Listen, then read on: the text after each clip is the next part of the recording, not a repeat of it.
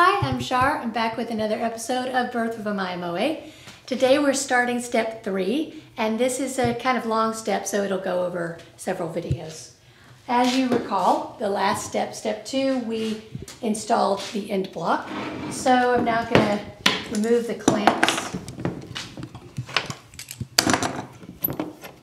And today what we're going to do is install the end graft to cover up that joint. And we're going to put some kerfing in to make this surface that we're going to glue the top and back on wider.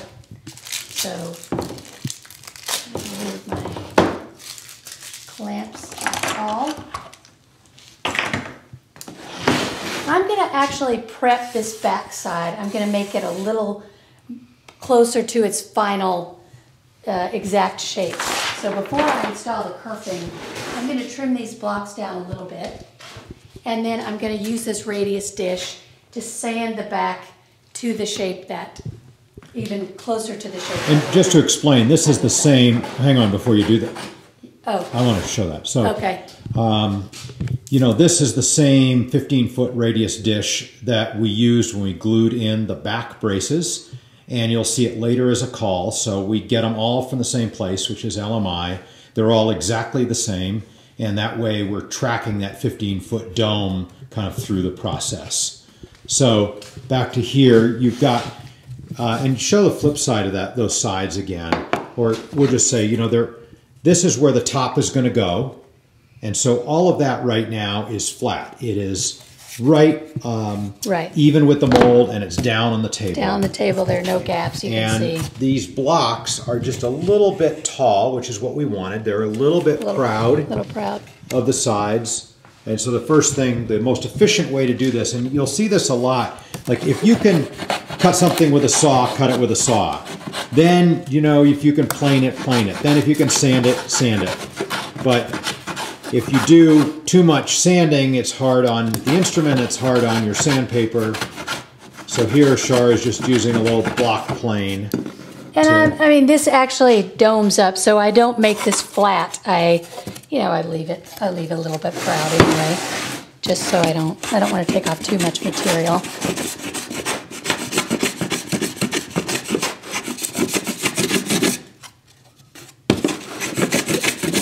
Different for this goes down, so I do. You want to say that again? That didn't come through. This slopes down, like this slopes more up than, and this kind of is profiled a little closer to flat. Like I take off more from this end block because of the way the sides are cut. So just to explain that again, you've got a 15-foot dome back here, but because of the way the sides are and the shape of the instrument, it is sharper. That back, let's see if I can back up and show it, is sharper coming in here. So we have to allow for that in the height of that edge. Back here, it comes in a little bit less of an angle, but that edge still has to be higher than that. It's not square, right, to account for that dome. Because this is taller than this, so. Okay, then I'm gonna mark with some chalk so that I can see when I've So what she's doing is every surface. She's about to sand this, and she wants to know if everything is getting sanded. And a great way to do that is to mark with chalk, and you see if there's chalk left, then that part has not been sanded. Now you would think, oh, I have to go sand the part with the chalk, but it's actually everything else that has to be sanded to get down.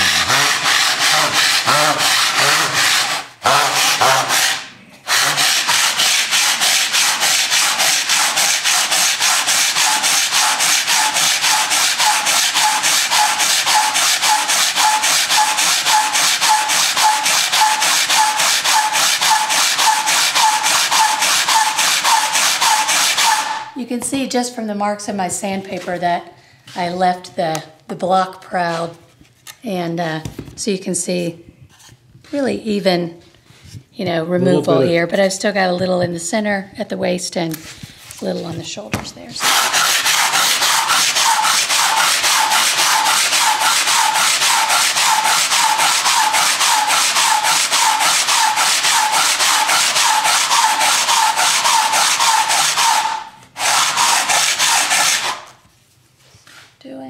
got a little bit to go.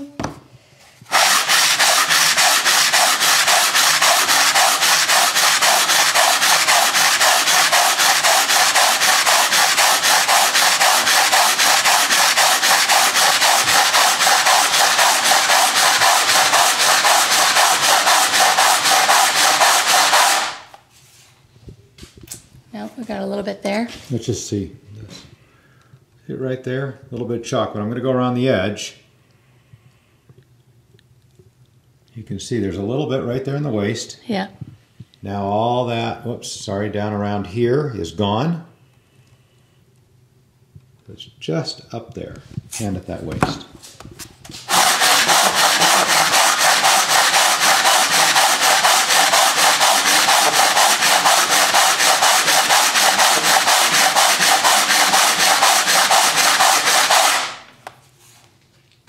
Very good. Gone in that waist and gone over there. So now we know it's perfect. Okay, I'm gonna blow off that edge.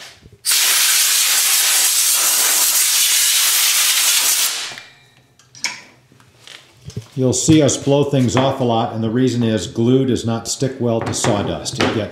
It kind of gets in the way of the gluing process. Okay, this the next thing I do is I just check to make sure that my joint was on center line, and that, you know, you can see here, this actually, just because of the width of the pencil line on this side of the block is a little bit to that direction, but it actually is over the top, is a little closer to center, to true. I mean, it is true. So I'm not going to change this because you'll see I'm going to use this line right here to, in the next fixture, to route for the end graft. So I'm going to remove this from the mold. Let's see what I'm talking about when we go over to the next station. My self-erase clamp here. Carefully get this out of the mold. And I think right then we'll go on to the next video, which is going to be the end graft.